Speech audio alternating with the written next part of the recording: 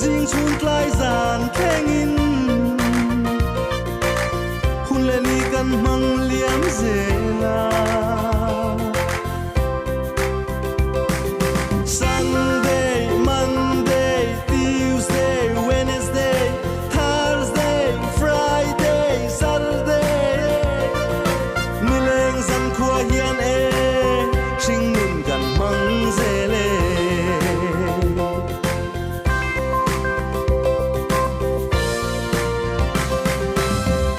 Sente talo seilianin hele sing nun mangin dam lai nun kong kan so a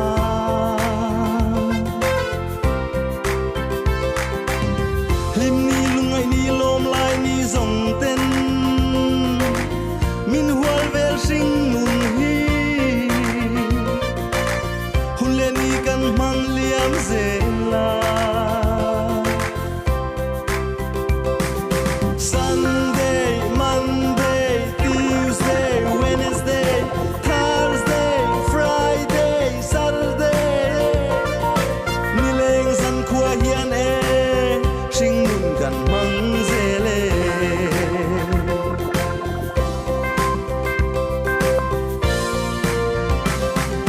January pokutla February rantukla March vapa April va May chomiltla June nikitla July go ni zotla August sitintla September min kutla October kotla November sabulkatla December pokatla Cotton thole nilai thotan si top in rin chot ni darkatin minutin secondin lalpa hun pe kan lome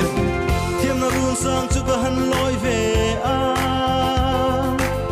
len rual te pol ve nan zirna lam tluang kan so a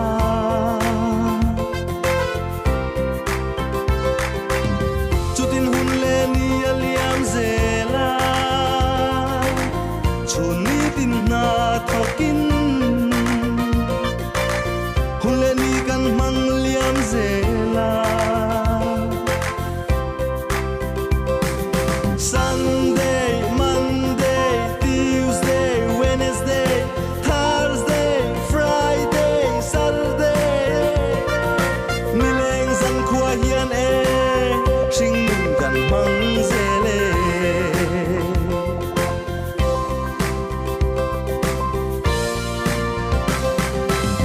Ni pui fur fa wang classic ni eng moi kolan na lo hera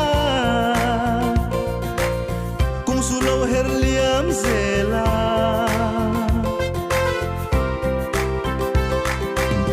Thatin kum tin ni tin dar